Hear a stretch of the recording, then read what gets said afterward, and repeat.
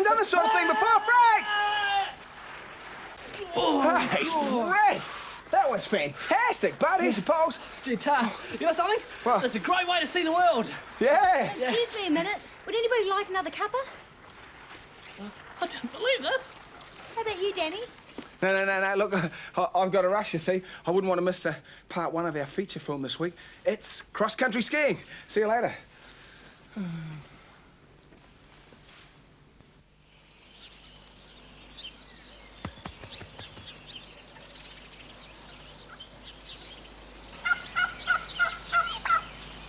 It's a half hour after dawn, and nothing much is up and about, apart from the farm stock and a lone pied stilt. This is the Wairau station, tucked into the Cardrona Valley halfway between Queenstown and Wanaka.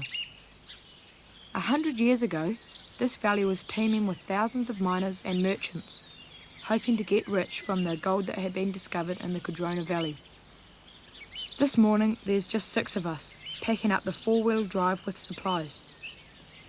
My name is Simon, and I'm from Christchurch. This is Nicola. She lives in Queenstown. Joanne, her family runs the Wairau station. And Grant, he also lives in the valley. It's all pretty exciting. The others, they've all done it before, but this is the first time I've ever had the chance to have a go at cross-country skiing. It seems like a lot of gear, but we're going to be high up in the mountains for nearly a week, so I guess you've got to take enough to last.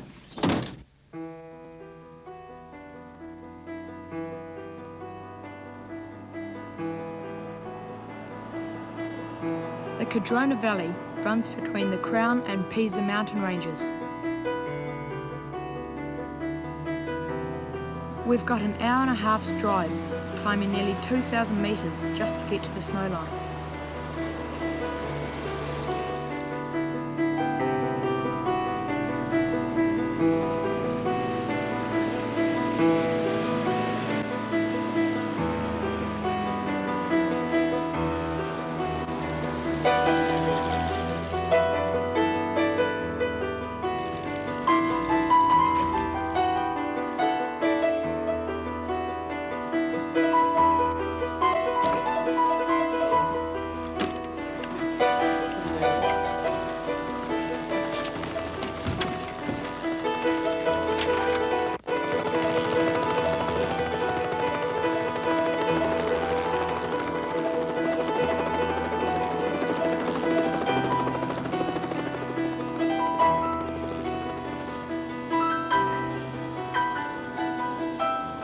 Joanne's family and friends often spend just a couple of days at a time up at the hut, and they usually ski the 6 or so kilometres and carry their supplies in from the snow line. But we're going to be up here for a while, so we have to get a chopper to fly us and all our gear in.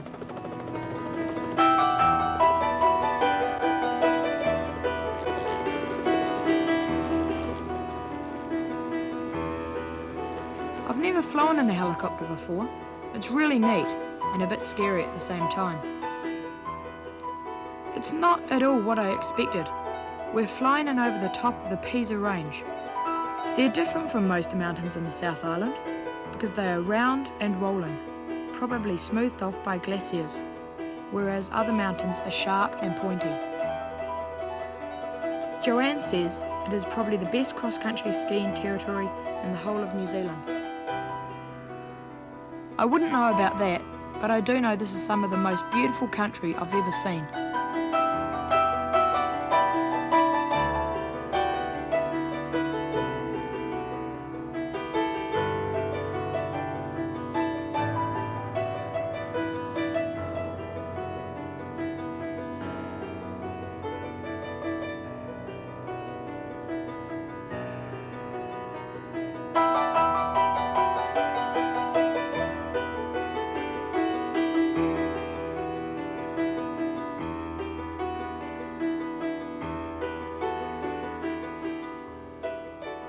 There it is.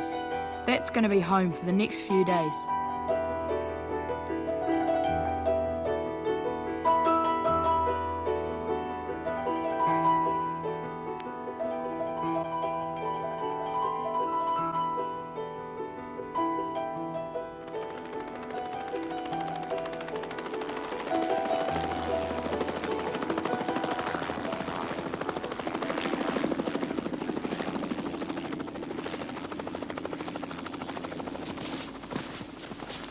Well, I guess that's it. Time to settle in. Like that flight? Yeah?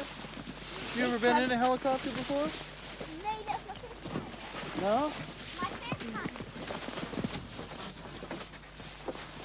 How'd you like your helicopter flight? Oh, that was good. Yeah? Have you ever been in a helicopter before?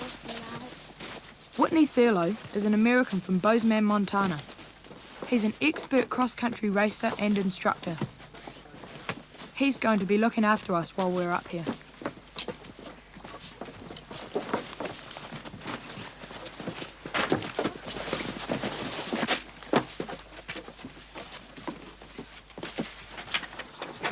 All right, you guys, let's get your gear inside and unpack your sleeping bag and get everything all done. And then we'll go out and dig in the stream down here and try to find some water. It's quite a ways down. We'll have to do some serious shoveling to get at it. Hey, I thought we were up here for a bit of fun. No one said anything about digging for water.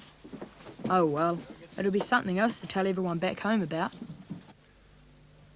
Okay, let's dig for water right here, all right? Come on in.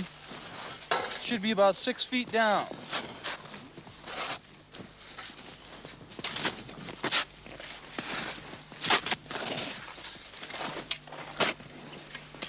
Oh, you want to shovel for a while? There you go. Tell you what, I'm going inside. I need to get some rest. You guys let me know when you get down there, okay?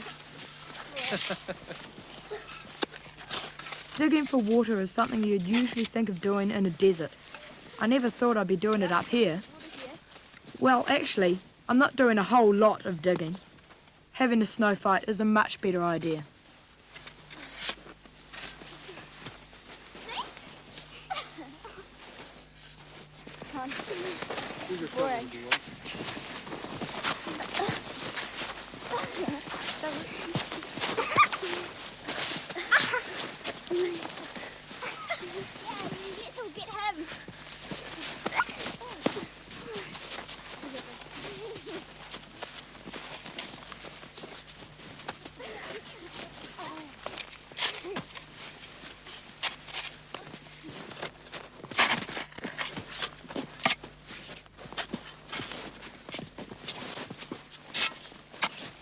You found water yet? Just about. What's the story here? The women do When all the Whitney work, told you us guys to dig for water out here, I thought he was kidding, having a joke on us. But no, 1.5 meters down we found it, cold and crystal clear. Well, the hard work's done. What now?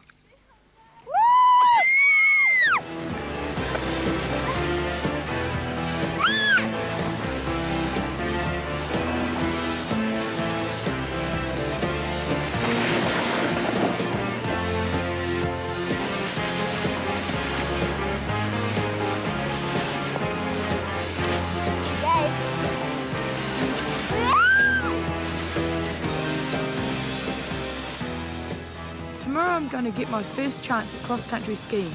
I can't wait. With Whitney Thurlow, their American cross-country skiing instructor, they climbed up from the Cadrona Valley nearly 2,000 metres to the snow line.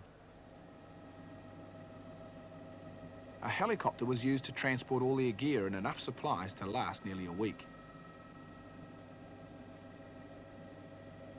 The 6-kilometre trip, as the chopper flies, took them over the gently rolling peaks of the Pisa mountain range to their home for the next 4 days, a corrugated iron hut sitting in the middle of a white wilderness.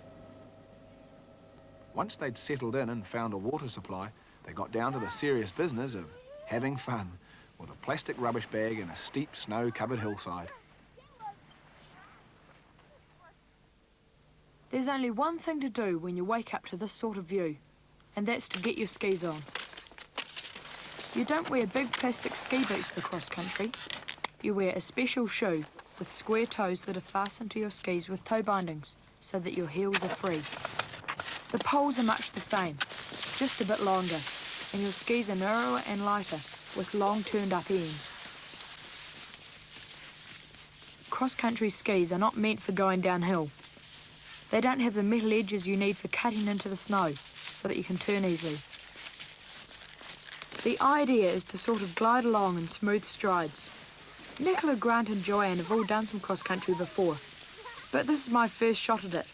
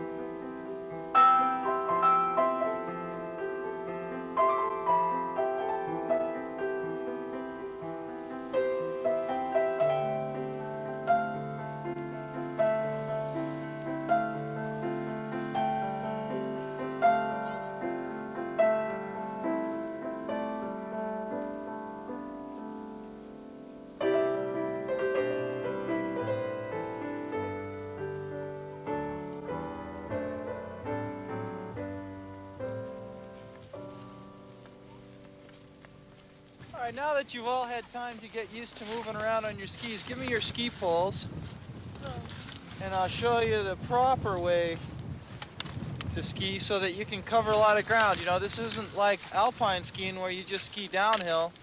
With this cross-country skiing, you can go across the hills, up the hills, and down the hills, but the idea is to cover ground. You can travel a long way in a day. All right, when you walk, you put your right foot forward and your left hand goes forward, right? And it's just the opposite. Why don't you walk this way? Now walk backwards. Can you walk backwards? Yeah. If you can do it backwards, you can do it forwards. All right, when you walk on skis, it's the same thing. It's like this. It's your opposite foot, opposite hand. Can you give that a try? No, that's the wrong way. That's the same foot, same hand. Okay, let's see if you can do it backwards. Same foot, same hand. Can you do it that way? Now try it the right way. Right foot, left hand. Yeah. All right. Now just walk real slow this way and follow me. Just walk. Just shuffle along. Yeah, that's nice. Real slow now. Real slow. See how low you can go each time. See how low you can go each time.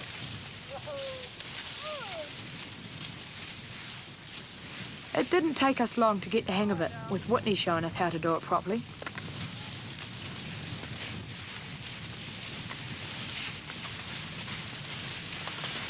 Push and slide.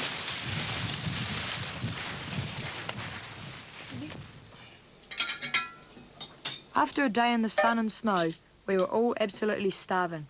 And boy, did the food taste good. I think he likes it.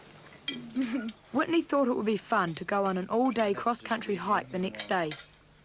We all thought we could handle it okay, so we made plans while we ate. 6 miles? The hut was warm and cosy, and what with all the exercise, fun and fresh air we'd had, none of us were long out of bed.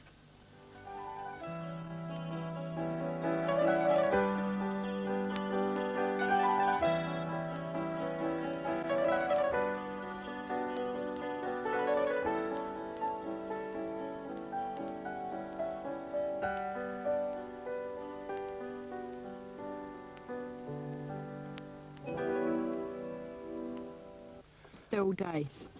Whitney said we should have really good weather for our cross-country skiing trip, and we could expect to cover about 10 or 15 kilometres.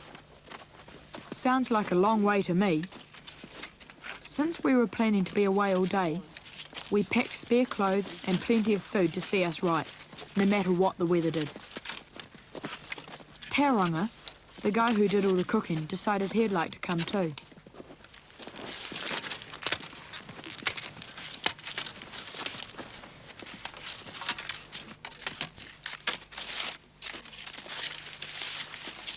We got into our skis and headed out into the hills to do some real cross-country skiing.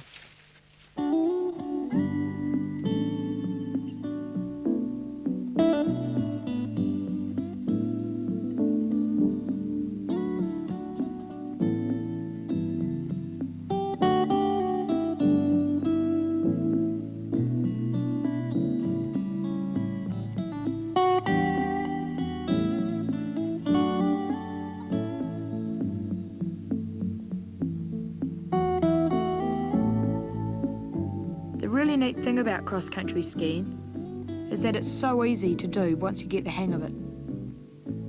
I like it. It's not as thrilling as downhill is sometimes, but it isn't as scary either, and you're not likely to break a leg.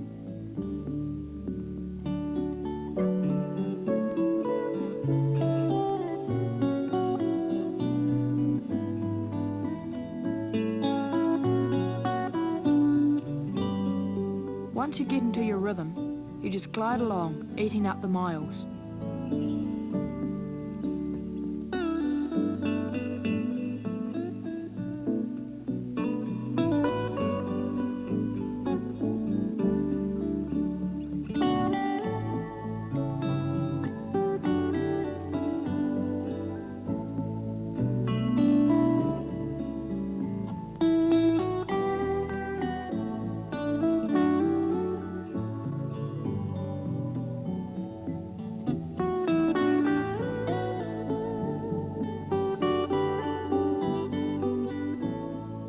Whitney said cross-country skiing was developed for covering long distances over fairly flat, snow-covered terrain. In places like Scandinavia, they have been doing it for hundreds of years. It's a great way to travel.